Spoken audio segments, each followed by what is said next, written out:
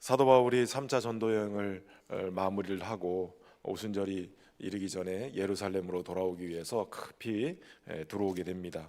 특별히 이 들어와서 예루살렘의 교회 지도자들을 만나게 되는데, 특별히 예수님의 형제 야고보, 예루살렘 공회의 의장 역할을 하는 그 야고보의 제안을 받고 그곳의 상황들을 알게 되어집니다.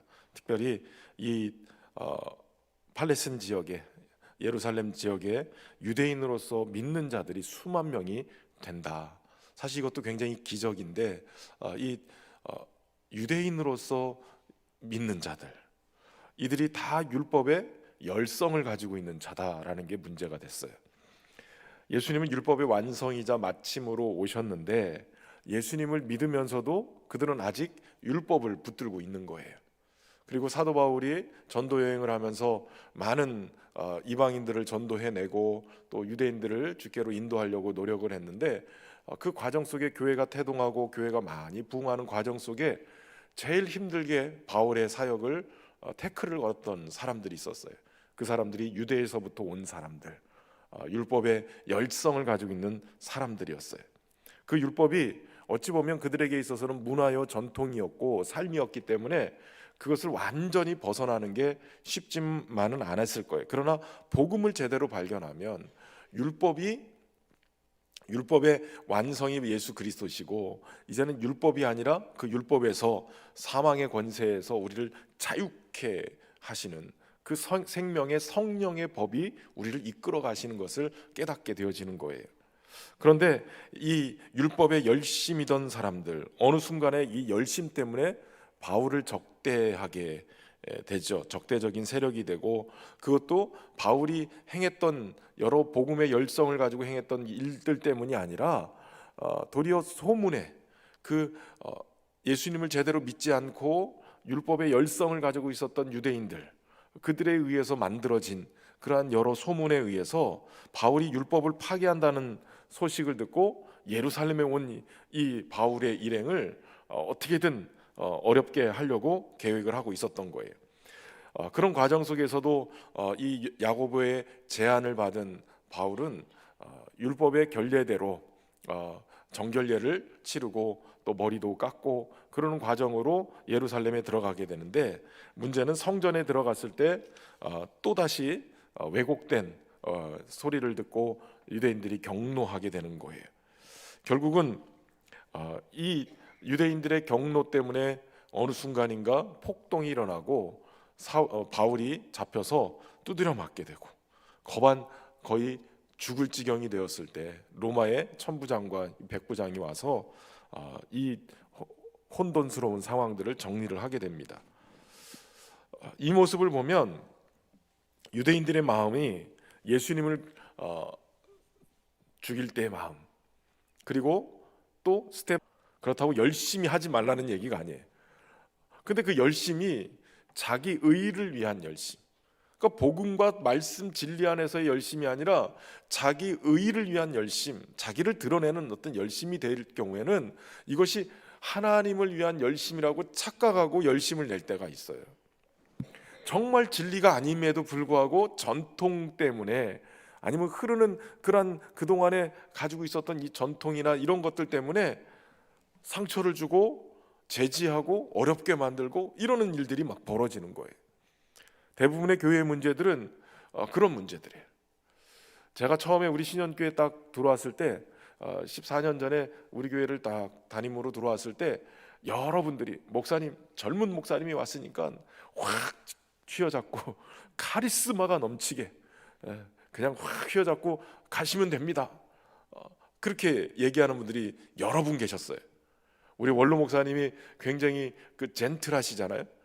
그런데 저에게는 좀 야수성을 좀 발휘해서 교회를 막 확 휘어잡고 막 끌고 가고 카리스마 있게, 제가 카리스마 있게 그 당시에는 보였던가 봐요.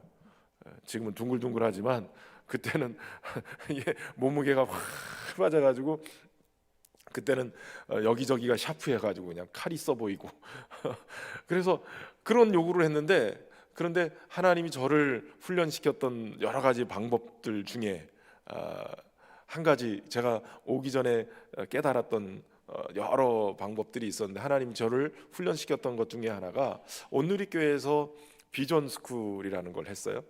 교육자들 가서 이제 세미나 듣고 수련회 하는 건데, 그때 하용조 목사님 계실 때 메인 강사로 미국의 한 유명한 목사님이 오셔서 리더십에 대한 강의를 했어요. 리더십에 대한 강의 중에 그 중요한 것이 뭐였냐면, 모세가 광야에서 이스라엘 백성을 출애굽시키고 광야에서 40년 동안 이끌어 갔는데, 그런데 이제 가나안 땅에 들어가는 것은 여호수아의 몫이었다.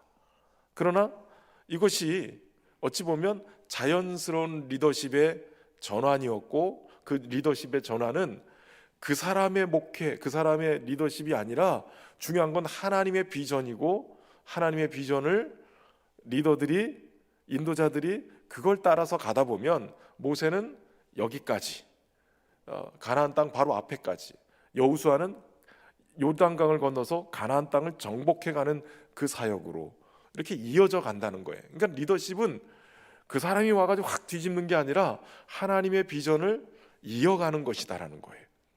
그래서 제가 신년교회 오기 바로 전에 그 훈련을 받고 와서 신년교회에게 주신 비전, 이거를 하나님이 따라가게 하시는 게 맞다.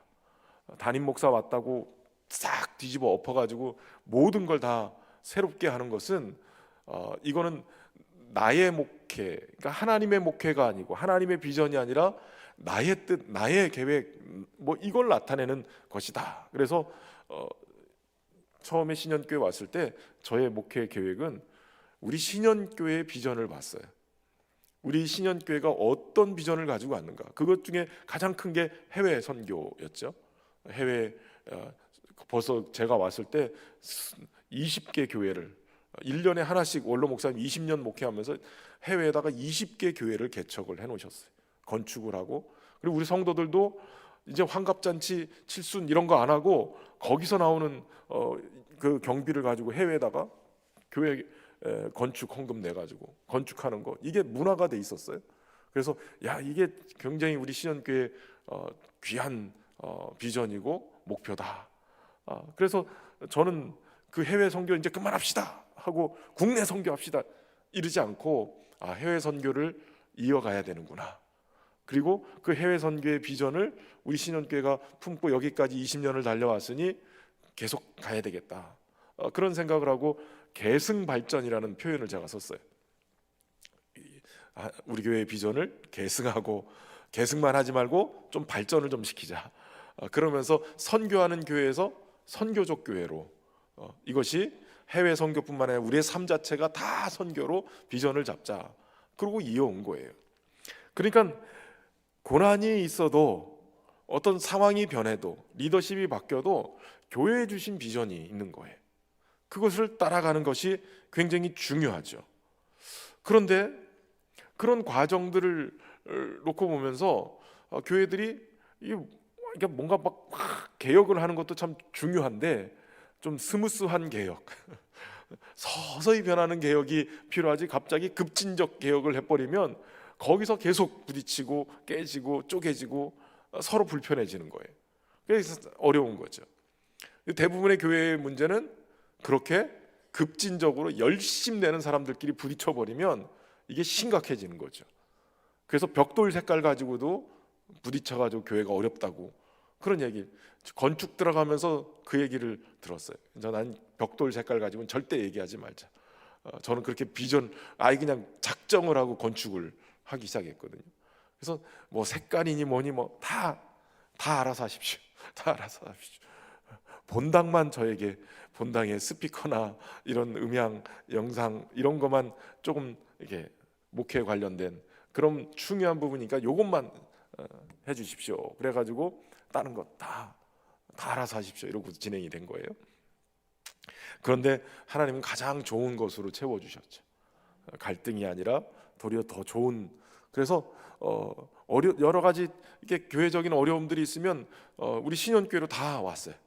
성도들이 막 상처 있고 막 이러면 저는 우리 신년교회 오시는 분들에게 항상 우리 부목사님들 통해서 얘기한 것은, 상처를 받고 왔으면 우리 교회에서 말씀 듣고 은혜 받고 치유되고 힘을 내면, 그러면 또 다시 힘이 나면 그곳에 또 사명이 있다면 그쪽에 가셔서 또 충성하시고, 아니고 뭐 이제는 여기 와서 정착하고 싶으면 얼마든지 정착하시고, 그러다 보니까 은혜로운 교회, 그렇게 평화로운 평안의 교회, 여기까지 온 것 같아요. 여러분들도 너무 열심 내지 말고 적당히 열심 내는데 주님을 위해선 열심 내고 잘못된 것에 열심 내지 않기를 바랍니다. 근데 이 열심, 율법의 열심, 이것이 어느 순간인가 성령에 사로잡혀야 되는데, 성령이 아니라 이 어떤 율법과 어떤 전통, 자기 고집, 이런 것들을 탁 치고 들어와서 악한 역사들이 그걸 확 휘어잡고 가는 거예요. 그러니까 건설적인 반대가 아니라 반대를 위한 반대, 막 이런 것만 하고 있는 거예요. 도리어 우리 장로님들하고 지난번에 우리 수영록교회 장로님들 당회원 수련회를 여러 교회가 가서 한 그때 100여 명 넘는 장로님들이 여러 교회에서 와서 함께 수련을 했거든요. 수영록교회 장로님 4명밖에 안 계시대요. 그 큰 교회에 장로님들이, 우리 양곡교회 장로님들은 99명이에요. 양곡교회, 우리 노예의 제일 큰 교회 양곡교회. 근데 그 교회보다 더 큰 교회인 수영록교회는 4명밖에 안 계시대요. 이 장로님들이 와서 충격을 받고 오셨어요. 리더십에 대한 부분들이 굉장히 중요한 역할들을 어떻게 해야 될 것인가. 여러분, 교회는 사람이 많다고 되는 게 아니라 정말 성령 충만한 하나님의 사람들이 많아야 건강하고 행복하게, 그리고 또 평안 가운데 이렇게 성장하게 되어 있습니다. 여러분들이 시끄러운 분이 되지 말고 정말 성령 충만해서 하나님의 은혜를 함께 나누는, 그냥 조용하게, 그러나 소리 없이 강한 그런 믿음의 사람들이 되기를 주의 이름으로 축원합니다. 이렇게 악령에 사로잡힌 것처럼 그렇게 사도 바울을 왜곡해서 도리어 율법을 해치는 자로 정하고 그렇게 폭행을 했던 그들 앞에 들것에 실려가는 그런 과정 속에서도 사도 바울이 멈추고 그 사람들에게, 오늘 본문은 내가 어떻게 예수님을 믿게 됐는지, 내가 어떻게 이렇게 이방인의 사도로 복음을 전하게 됐는지 자신의 간증을 지금 오늘 펼쳐놓고 있는 거예요. 부형들아, 내가 지금부터 여러분 앞에서 변명하는 말을 들으라. 여러분, 잔뜩 두드려 맞고 그저 일어설 수도 없어가지고 그냥 들것에 실려가다 말고, 그가 이 상황 속에서 지금 간증 집회를 하고 있는 거예요. 여러분, 이게 이해가 되세요? 이게 어떻게 가능할까요? 피가 철철 나고 온몸이 막 정신없는데, 그 와중에도 사도 바울은 마치 이 상황을 예견이라 한 것처럼, 그리고 이 상황을 묵묵히 받아들이고, 이 짧은 시간이지만 그저 피해서 어떻게든 좀 이렇게 치료를 받고 좀 몸을 추스리고 보호를 받을 생각을 안 하고, 도리어 그 자리에서 부형들이여, 형제들이여, 좀 들으십시오. 내가 왜 이런 상황이 됐는지 변명을 좀 할 수 있도록 들어주십시오. 그런데 그가 히브리 말로 해요. 히브리. 그들의 말로 말을 하니까 갑자기 조용해진 거예요. 그가 변명하는 말, 그 말을 히브리 말로 했을 때 유대인들이 정신이 좀 번쩍 난 것 같아요. 그리고선 조용하게 그 말을 듣기 시작해요. 그러면서 자신의 출신과 배경, 그리고 예루살렘에서의 성장, 어떤 교육을 받았는가를 얘기하고 있죠. 유대인으로 길리기아 다소에서 났고 이 성에서 자라 가말리엘 문화에 우리 조상들의 율법에 엄한 교육을 받았고, 그리고 중요한 것은 오늘 너희 모든 사람처럼 하나님께 대하여 열심 있는 자였다는 거예요. 사도 바울도 그렇게 하나님께 대하여 열심 있는, 그리고 무엇보다도 가말리엘의 문화라는 것은 당시 유대인의 이 가장 존경받는 율법 선생 중에 하나가 가말리엘이랬어요. 우리로 따지면 서울대, 그런 정도의 그곳에서 교육을 받았을 정도로, 그리고 율법에 대해서 열심을 내던 그런 사람이었다는 거죠. 나도 당신들처럼 이렇게 율법의 열심이었는데, 그런데 내가 지금 예수 믿는 자가 돼서 이방인에게 가서 이렇게 두드려 맞아가면서도 복음을 전하는 이유를 한번 들어보십시오 라고 얘기하고 있는 거예요. 그러면서 자신이 개종하게 된, 예수님을 믿게 된 이야기를 전하고 있는 거예요. 여러분, 이것은 우리가 너무 예전부터 사도 바울의 이야기, 그가 회심하게 된 이야기를 너무나도 잘 알고 있는 내용이죠. 이 돌을 박해하여 사람을 죽이기까지 하고 남녀를 결박하여 옥에 넘겼던 열심이 있었다는 거예요. 그 당시에 사도 바울도 당신들처럼 율법에 열심이 있어서 이게 하나님을 위해서 하는 거라고 생각한 거예요. 여러분, 예수 믿는 사람들이 하나님을 위해서 열심을 내는 순간에는 타협이 없어요. 타협이 없어요. 정치에 막 올인해가 이게 하나님 것이다 그러면 타협이 없어요. 파란색이든 빨간색이든 상관없이 타협이 없어요. 무슨 얘기인 줄 아시죠?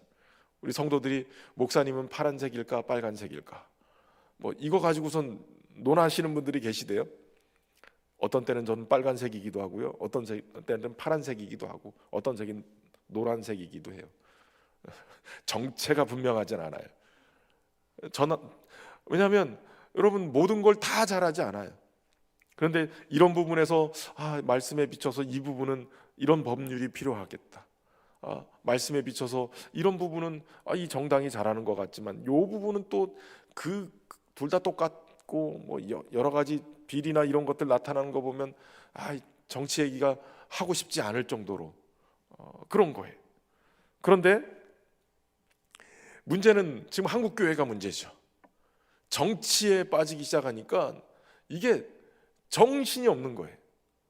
빨간색이든 파란색이든 정치에 그 논리에 빠져버리니까 이게 신앙에 뭐가 어떻게 된 건지 교회가 자꾸 그런 사람들에 의해서 이용당하는 것처럼 보여요. 복음 안에서, 바른 진리 안에서 이걸 판단을 해야 되는데 이 진리로 판단하는 게 아니라 도리어 정치로 진리를 판단해 버리는 거예요. 그러면서 그걸 이용해서 자꾸 건수를 만들어내. 그래서 참 안타까워요. 어느 정도를 지켜야 될 선을 넘어서 자꾸 이용당하는. 근데 사도 바울도 지금 그 도를, 여러분, 하나님을 믿는 도가 어떤 도예요? 하나님이 사랑이신데, 하나님을 그렇게 사랑하고 내 이웃을 내 몸과 같이 사랑하라는 그 율법이 분명하게 있는데, 그런데 그 도는 도리어 예수 믿는 사람들을 박해해서 사람도 죽이고 그 사람들을 옥에 가둬가지고 갖춘, 결박해서 옥에 넘기는 일을 하고 있었다는 거예요. 율법에 열심이던 사도 바울은 사람 죽이는 일도 서슴지 않고 했다는 거예요.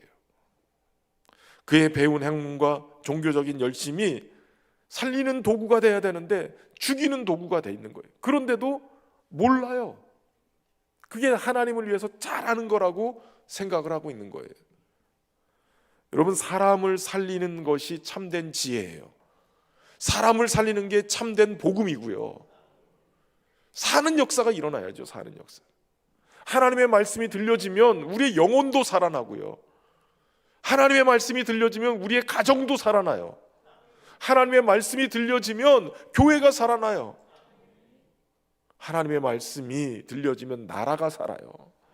근데 하나님의 말씀이라고 하면서도 자꾸 세상의 지식, 세상의 방식, 세상의 논리가 들어와서 자꾸 교회를 흔들어 버리고 신앙생활하는 사람들을 흔들어 버려요. 살리는 거예요, 살리. 그러니까 여러분, 중요한 건 기준이죠, 기준. 죽이는 게 아니라 살리는 거다. 말씀은 살리는 거고 복음은 살리는 거다. 그러면 결과론적으로 열매를 보면 알아요. 여러분, 교회에 제대로 된 진리가 선포되고 하나님의 말씀의 은혜를 받으면 성도들이 살아나야 돼요. 그런데 말씀이 제대로 들려지지 않고 복음이 안 들려지면 성도들이 죽어요. 영혼이 죽고요. 영혼이 죽으면서 싸나워져요. 하나님의 말씀 안에서 은혜를 입고 주의 마음이 마음속에 장착이 되면 성도들이 막 살아난다니까요. 그런데 성도들이 안 살아나고 점점 막 싸나워지고 행복한 모습보다는 막 얼굴에서 그냥 막 빛이 나가죠. 막 레이저가 막 눈에서 막 나가고 이러면 이게, 그리고 헌신하고 봉사하면서 기쁨보다는 뭔가 막 성이 나고 불평이 나고 이러면 이게 제대로 된 복음이냐 말이에요. 주님이 내 안에서 역사하시는데, 성령이 내 안에서 역사하시는데, 화장실 청소해도 찬송이 막 흘러넘치고, 어떤 일을 해도 그 일 속에서 하나님의 은혜가 막 넘치지 않겠어요? 그럼 그게 살리는 복음이죠. 그게 성령의 역사죠. 그런데 그게 아니라 반대로 나타나면 그건 성령의 역사가 아닌 거예요. 기준을 살리는 것에 두셔야 돼요. 선한 열매를 맺고 있는지를 보셔야 되는 거예요. 그의 율법의 열정이 철저하게 그리스도인들을 박해했고 죽이는 일을 앞장섰어요. 아마도 그때 그 당시에 사울은 바울이 사울이었을 때는 아마 기독교를 말살하는 게 목표였을 거예요. 이게 하나님을 위한 일이다라고 생각했던 거죠. 그리고 대제사장에게 가서 다메섹에 그 열심히 믿는 자들이 많테니 가서 그들을 잡아서 옥에 가둘 수 있도록 공문을 달라고 해서 다메섹으로 가는 거예요. 바울은 어찌 보면 굉장히 부끄러운 일일 수도 있는데 유대인들에게 내가 이런 일 한 거 너희도 다 알고 있지 않느냐, 내가 옛날에 이런 사람이었다 라고 지금 얘기하고 있는 거예요. 그러면서 자신의 과거의 이야기들을 얘기하면서 내가 예수 믿는 사람이 될 수밖에 없었던 이유를 이제 설명하기 시작하죠. 한마디로 그가 지금 그리스도인이 되고 이방인의 사도가 된 것은 불가항력적인 하나님의 은혜였다는 거예요.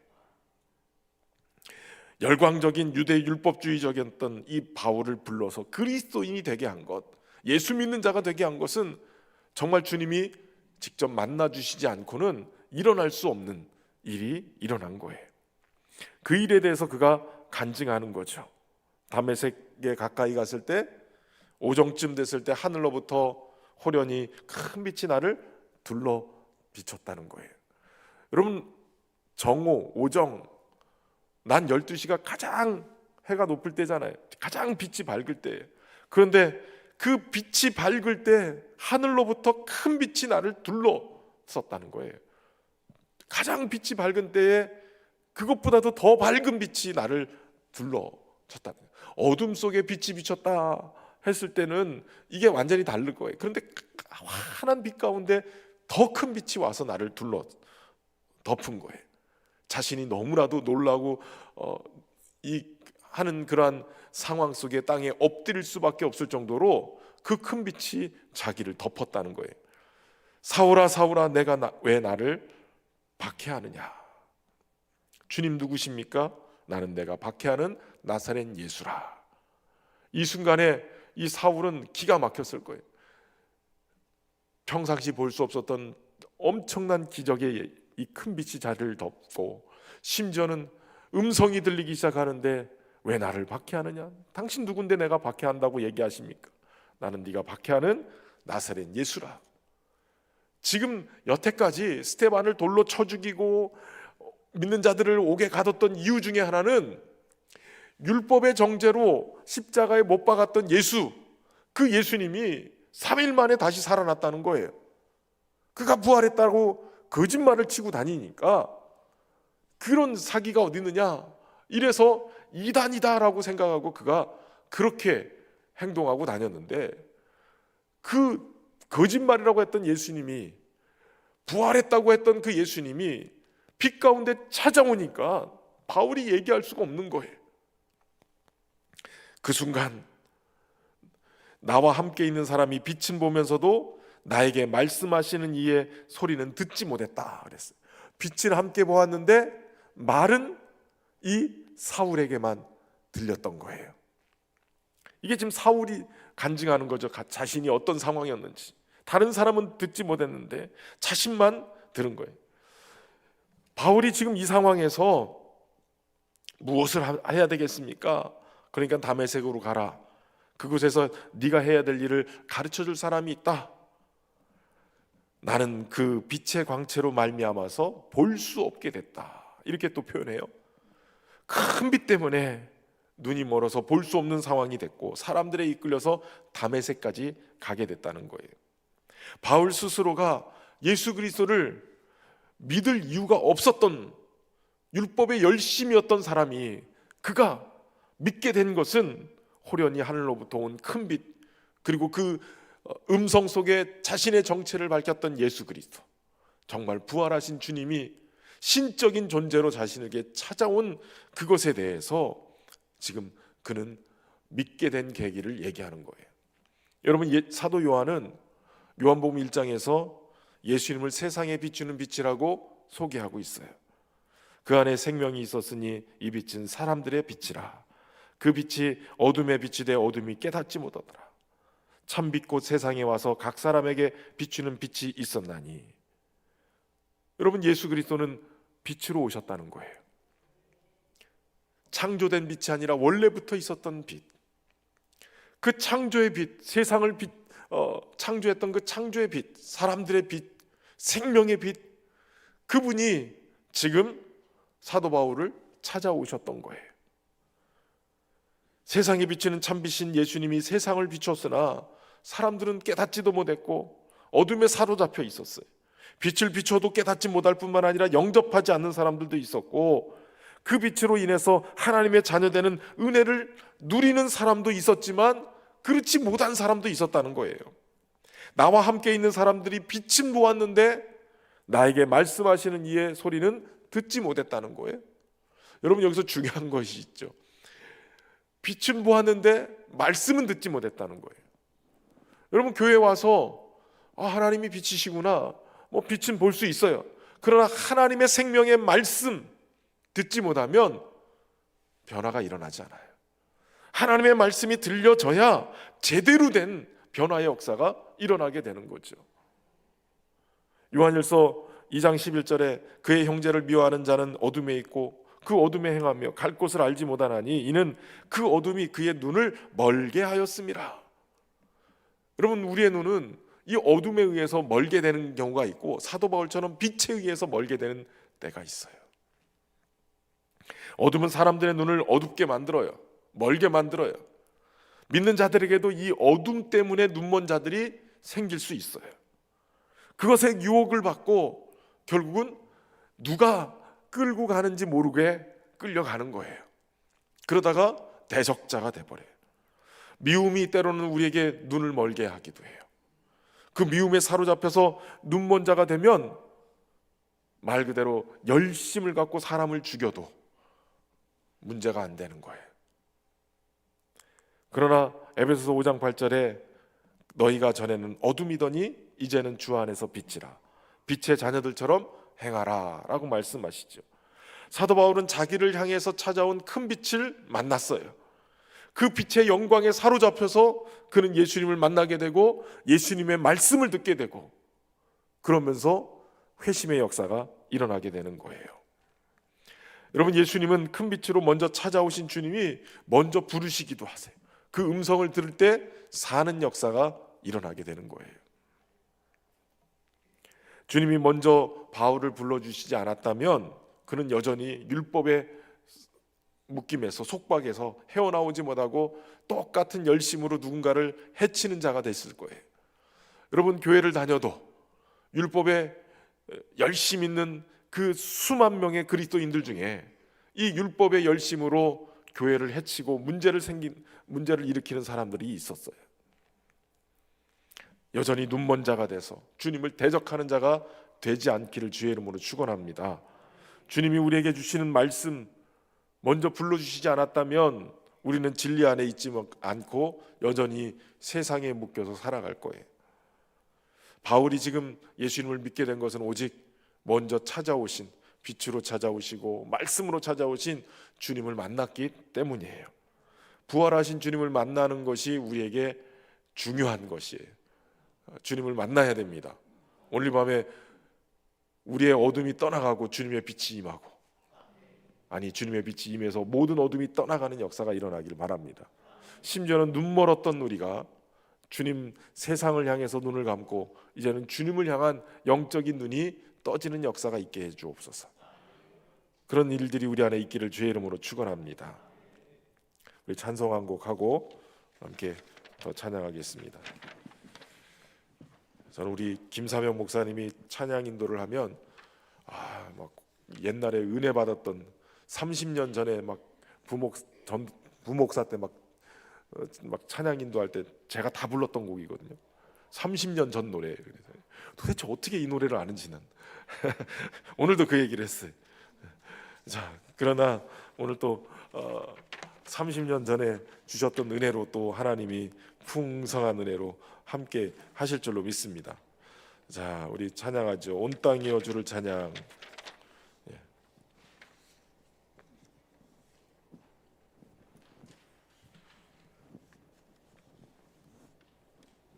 중간에 들어가서 헷갈리는 거예요? 예.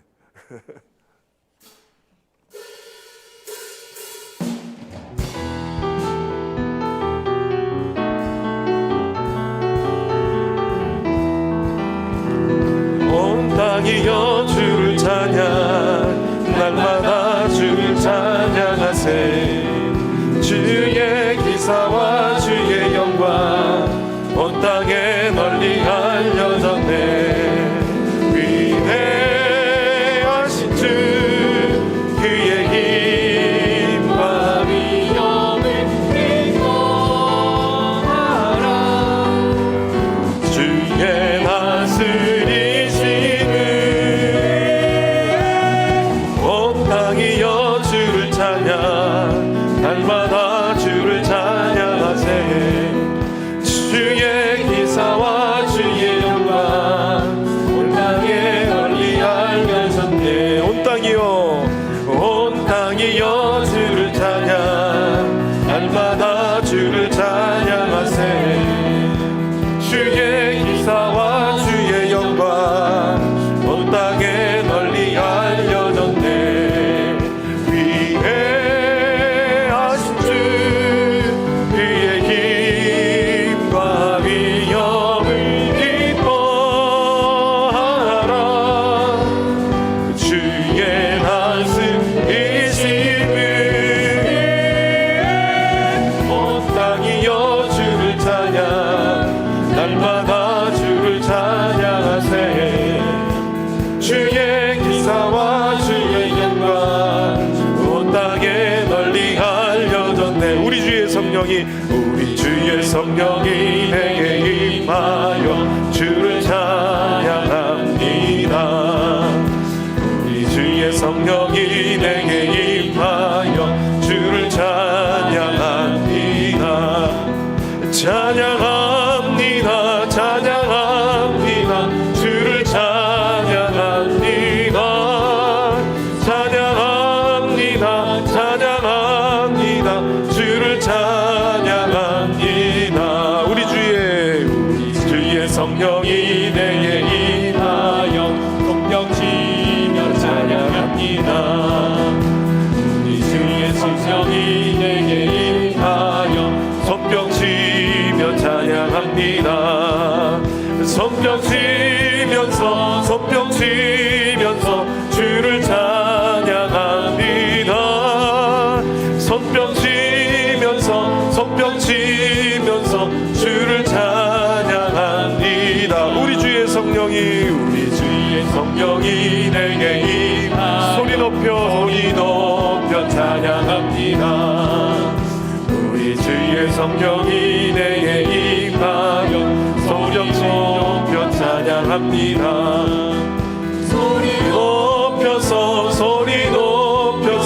주를 찬양합니다. 소리 높여서 주를 찬양합니다. 찬양합니다. 찬양합니다. 찬양합니다. 주를 찬양합니다. 찬양합니다. 찬양합니다. 주를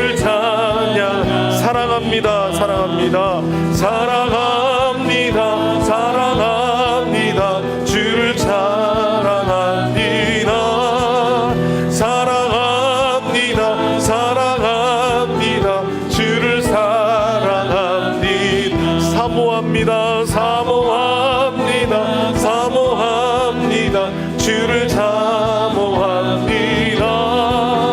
사모합니다. 사모합니다. 주를 사모합니다.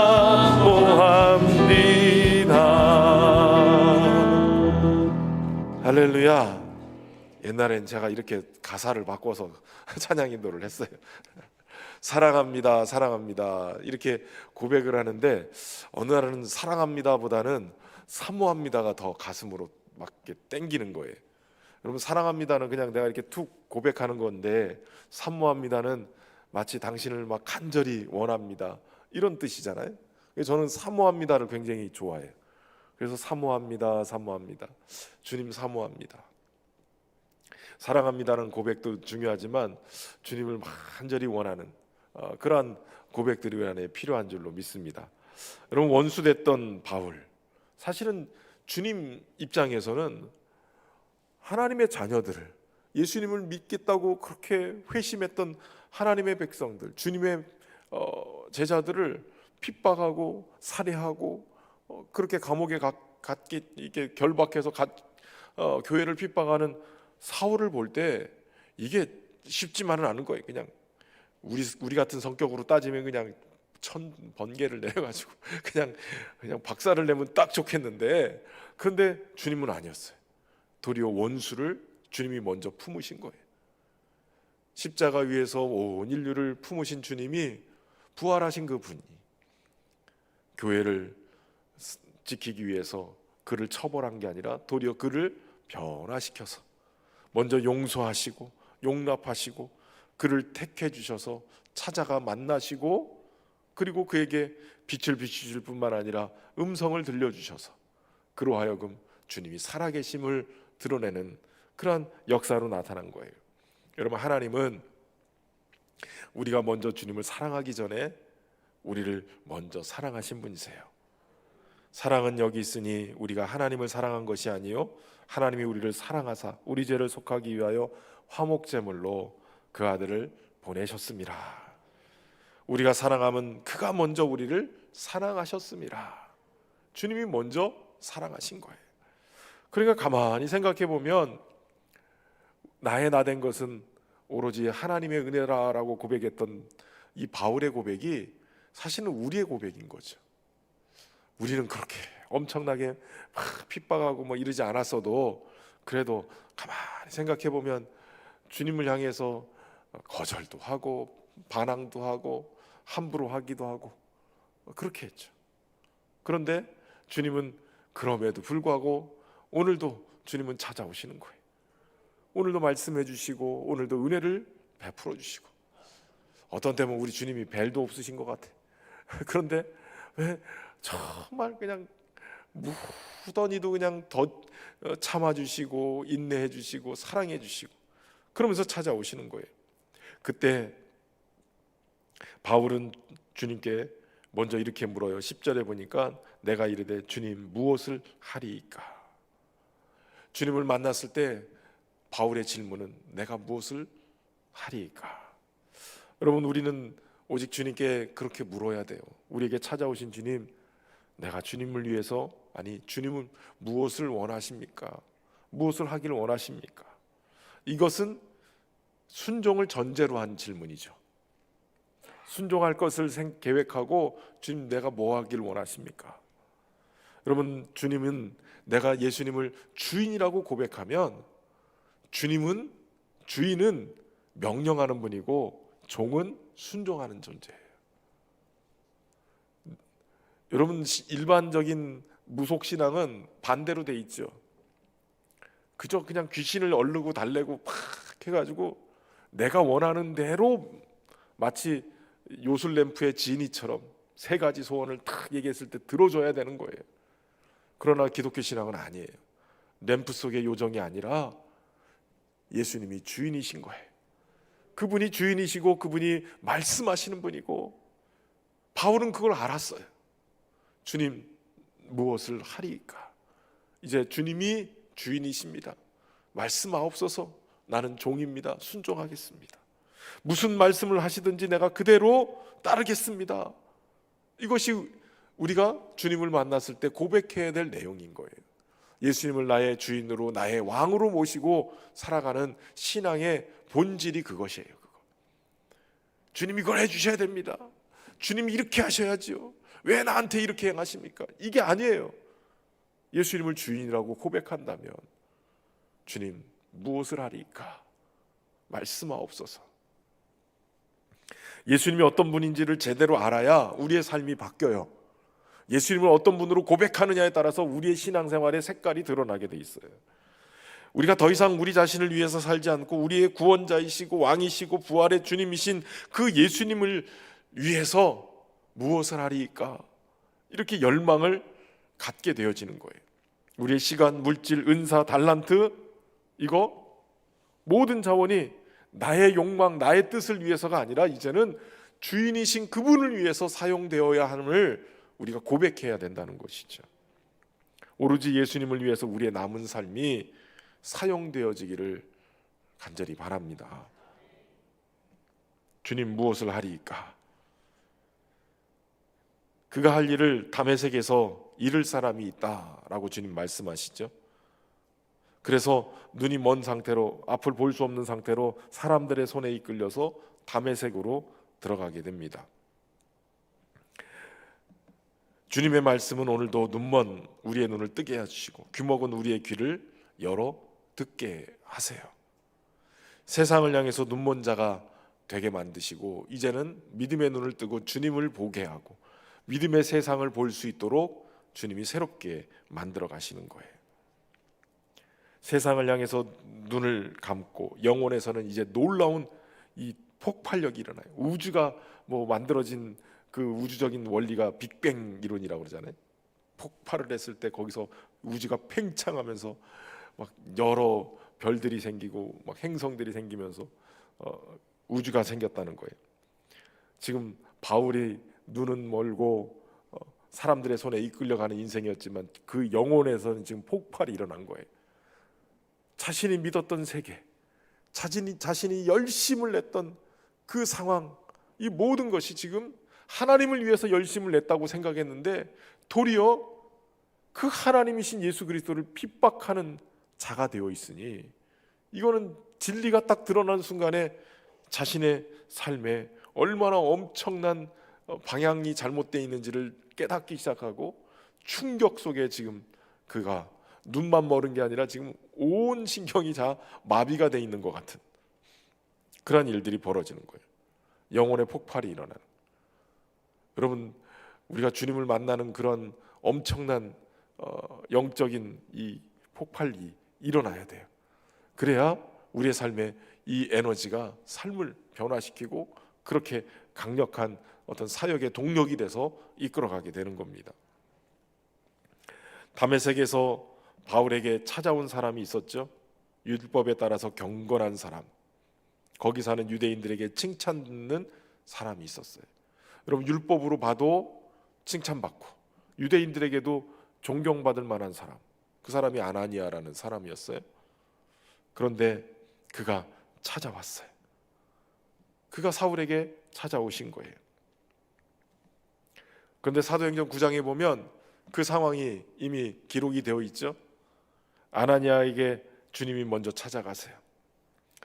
지금 사울이라는 사람이 올 것이다. 저자의 거리에 있을 거니까 거기 집에 가 있을 테니까 거기에 네가 찾아갔으면 좋겠다. 그랬는데 아나니아가 주님께 질문을 하죠. 주님, 내가 여러 사람한테 들으니까 그가 예루살렘에서 주의 성도들에게 적지 않은 해를 끼쳤다고 합니다. 여기서도 주의 이름을 부르는 자들을 결박할 권한을 대제사장에게 가지고 오는 중이었다고 합니다. 그렇게 주님께 얘기를 해요. 두려움 속에서 아마도 걱정하고 주님께 그렇게 얘기했을 거예요. 그런데 성경을 보면 주께서 이르시되 가라. 이 사람은 내 이름을 이방인과 임금들과 이스라엘 자손에게 전하기 위하여 택한 나의 그릇이라. 그가 내 이름을 위하여 얼마나 고난 받아야 할 것을 내가 그에게 보이리라 하시니 아나니아가 떠나, 이렇게 표현되어 있어요. 두려움 속에 주님에게 사실을 얘기했는데 주님은 그냥 바로 가라라고 말씀하셨어요. 그리고 그가 어떤 존재가 될 것인가를 말씀해 주셨어요. 그런데 아나니아는 그것에 대해서 주님, 이렇게 상황이 이런데 거기를 어떻게 갑니까? 조금만 좀 미뤘다가 하면 안 될까요? 뭐 이런 게 없어요. 그냥 성경은 가라 하니까 아나니아가 떠나, 이렇게 표현하고 있어요. 이것저것 따지지 않아요. 아나니아도 우리 주님이 주인이신 것을 인정하는 거예요.